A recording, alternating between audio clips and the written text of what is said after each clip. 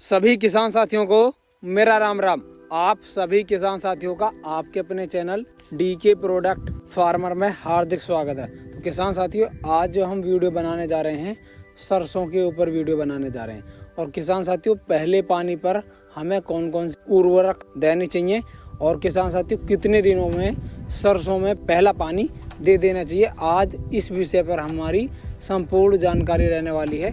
किसान साथियों, वीडियो को स्किप ना करें, पूरी देख के आप जाएं कौन कौन से फर्टिलाइज़र और किस समय पर हमें सिंचाई कर देनी चाहिए सरसों की फसल में। तो आप संपूर्ण जानकारी रहने वाली है किसान साथियों वीडियो में, आप वीडियो में बने रहें। आइए हम लेते हैं जानकारी सरसों में कब कौन से खाद देने चाहिए। तो किसान साथियों, अब हम करते हैं वीडियो को शुरू और जानते हैं सरसों के विषय में कब सिंचाई करनी चाहिए और कैसे बुआई करनी चाहिए। तो नमस्कार भैया जी। नमस्कार सर। नमस्कार किसान साथियों, मेरा नाम सत्यपाल सिंह है। मैं भी कृषि से ही रिलेटेड हूँ।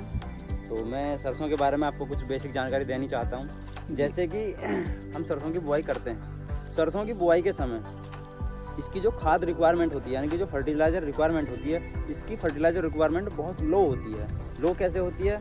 इसमें आप मान के चलिए 80 किलोग्राम नाइट्रोजन और 60 किलोग्राम आपका पोटास जी और आपका 40 किलोग्राम फास्फोरस रहते हैं।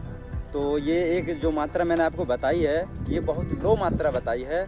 लेकिन किसान साथियों, जो हमारे किसान भाई हैं, वे क्या काम करते हैं, इसकी मात्रा को बढ़ाकर जी बहुत ज़्यादा कर देते हैं, जिससे बाद में बहुत समस्या आती हैं। और इसकी जो ये मात्रा मैंने आपको बताई है 80-60-40, यानी कि 80 किलोग्राम नाइट्रोजन, 60 किलोग्राम आपकी फास्फोरस और 40 किलोग्राम पोटास जी, जो ये मात्रा है ये पूरी फसल के लिए बताई है। अच्छा, ये पूरी फसल अवधि के लिए है? बिल्कुल बिल्कुल, जितनी भी है जो 120, 125 या 135 या 40 दिन की जो फसल अवधि होती है सर, जी जी जी, ये पूरी फसल अवधि के लिए मैंने 1 एकड़ के लिए डोज बताई है।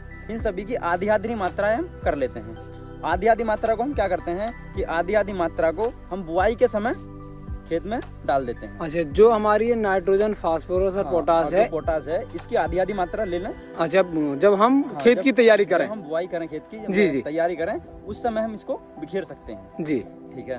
और उसके बाद क्या होता है, जब हम पहली सिंचाई करते हैं। अच्छा, पहली सिंचाई पर तो जो बाकी बची डोज है जी, जो 40, 30 और 20 बचेगी, उस डोज को हम पहली सिंचाई के दौरान खेत में बिखेर सकते हैं। अच्छा, पहली सिंचाई पर हमें ये उर्वरक या जो बची डोज है, बची हुई डोज है जी, उसको हम लगा सकते हैं जी जी। और इसके साथ में क्या करना होता है, देखिए किसान साथियों जी, सरसों का जो हम जो खेती करते हैं या इसकी यील्डिंग करते हैं जी, वो स्पेशली केवल आपके तेल की मात्रा के लिए करते हैं। हाँ भाई, किस सरसों में तेल अच्छा होगा जी, उसकी जो मतलब रिक्वायरमेंट है वो ज्यादा होती है। हाँ, तो इसमें हम तेल की मात्रा कैसे बढ़ाएं जी? तेल की मात्रा बढ़ाने के लिए हमें क्या करना होता है, जो सल्फर होती है हमारी जी 80 WDG की अच्छी कंपनी की लेनी चाहिए और उसका 1 किलो बीघा के हिसाब से, यानी कि 5 से 6 किलोग्राम एकड़ के हिसाब से हमें देनी चाहिए पहली सिंचाई पर। पहली सिंचाई पर देते हैं, पहली सिंचाई पर। ये भी नहीं है कि आपने माइक्रो न्यूट्रिएंट बहुत हाई यील्डिंग वाले दे दिए जी, या अधिक मात्रा वाले दे दिए। अधिक मात्रा वाले भी नहीं देने हैं हमें जी। तो उससे जो हम सिंचाई करेंगे पहली, उसके बाद हमारी बहुत सी समस्याएं उत्पन्न हो जाती हैं। जैसे कि कहीं कहीं आपने देखा होगा कि हमने पहली सिंचाई कर दी और उसके बाद खेत सूखना स्टार्ट हो जाता है जी। तो वहाँ बहुत से किसान भाई भी और डॉक्टर्स भी ये बताते हैं कि ये खेत उखड़ गया जी, या इसमें विल्टिंग आ गई जी, या आपका ये मान लीजिए कि भाई खेत उखड़ गया या विल्टिंग आ गई या इसमें मतलब रोग लग गया जी जी। लेकिन एग्जैक्ट जानकारी किसी को नहीं होती, ना ही कोई एग्जैक्ट जानकारी दे पाता। हाँ, क्यों? और एक मैं आपको बात बता दूं जी जी, जैसे कि हम धान के खेत में सरसों की बुआई कर रहे हैं, लेकिन सबसे ज्यादा समस्या धान वाले खेतों में ही आती है। उनमें ही क्यों आती है? क्योंकि धान का जो खेत होता है, धान के समय जब हमारा धान खड़ा होता है खेत में जी, धान की फसल में, क्योंकि 3 महीने की खेती होती है धान की, तो उसमें हाई यील्डिंग वाले माइक्रो न्यूट्रिएंट दिए जाते हैं, जिससे कि हमारी पैदावार अच्छी हो। हाँ, पैदावार बढ़ाने उसके लिए जो अधिक मात्रा वाले पोषक तत्व होते हैं वे दिए जाते हैं। लेकिन होता क्या है, सरसों को होती है बहुत लो जो पोषक तत्व होते हैं, माइक्रो न्यूट्रिएंट, लो पोषक तत्व लेने की क्षमता होती है। लेकिन ये कोशिश पे जो सरसों का पौधा होता है, कोशिश ये करता है कि मैं भी हाई यील्डिंग वाले जो माइक्रो न्यूट्रिएंट हैं उनको ग्रहण करूं, लेकिन ये ग्रहण नहीं कर पाता उनको जी।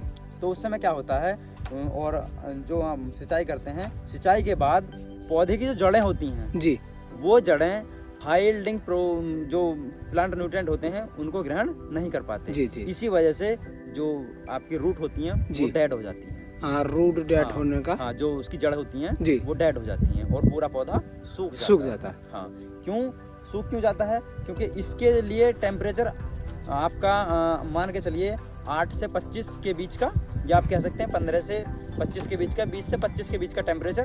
क्योंकि सर्दियों में क्या होता है, जनवरी और फरवरी के महीने में या दिसंबर के महीने में टेम्परेचर 10 से भी नीचे आ जाता है। हाँ जी। तो इसी वजह से इसका टेम्परेचर 8 से लेकर 25 डिग्री सेंटीग्रेड तक रखा गया है जी। क्योंकि इसकी बुआई के समय टेम्परेचर 25 तक होता है। जी जी। और जब इसमें फली आना स्टार्ट होती है, फलत होती है जी जी, या दाना बनना स्टार्ट होता है, तो इसका टेम्परेचर 10 से भी कम चला जाता है। अच्छा, 10 से भी कम हो जाता है। तो इसीलिए इसका टेम्परेचर 10 से 25 डिग्री के बीच का रखा गया है जी। और भैया जी, मैं ये और जानना चाहूँगा सर, मैं जैसे अभी इस खेत में सिंचाई नहीं की गई है और हमारे किसान साथी सरसों बिजाई के कितने समय से कितने समय तक सिंचाई कर देनी चाहिए? ये आपने बहुत अच्छी बात की है और आपका प्रश्न भी बहुत अच्छा है। तो हमें करना क्या चाहिए, लगभग जैसे कि अभी आप देख रहे हैं जी, ये सरसों पर आपका फूल भी आना स्टार्ट हो गया है जी, और इसमें कल्ले भी फूटने स्टार्ट हो गए हैं जी जी। तो अब जो इसकी स्टेज है, इसकी ये सिंचाई करने की बहुत अच्छी स्टेज चल रही है। अच्छा, ये स्टेज पर आपका सिंचाई हो जानी चाहिए, क्योंकि होता क्या है, अब इसके कल्ले भी फूट रहे हैं और इसमें फूल भी आ रहा है जी। और अगर अब इसकी सिंचाई नहीं हुई तो फूल यहीं का यहीं रुक जाएगा और ये कल्ले भी यहीं रुक जाएंगे। अच्छा, जो अभी इस खेत की सिचुएशन है किसान साथियों, जो स्टेज है इस खेत में अब सिंचाई हो जानी चाहिए।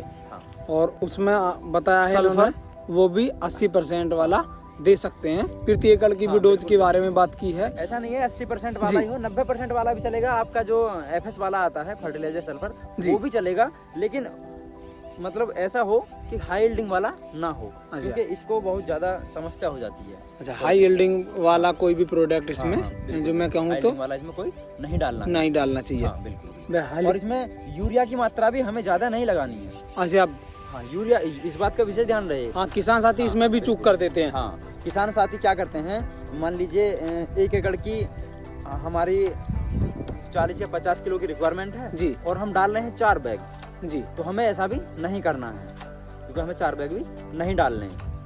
तो किसान साथियों, इस चीज का विशेष ध्यान रखें। और इसके अलावा बाद में बहुत सारी बीमारी आती हैं, जैसे कि रस्ट है जी, डाउनी मिल्ड्यू है, पाउडरी मिल्ड्यू है। तो ये रोग की जो आपकी समस्याएं हैं, इस रोग की जानकारी हम समय समय पर आकर आपको अपडेट करते रहेंगे। नमस्कार किसान साथियों। तो किसान साथियों, सर के द्वारा दी गई जानकारी और हमारे द्वारा की गई कोशिश यदि आपको पसंद आती है तो वीडियो को लाइक करें, चैनल को अवश्य सब्सक्राइब करें। मेरा ही सभी किसान साथियों को राम राम, जय हिंद, जय भारत।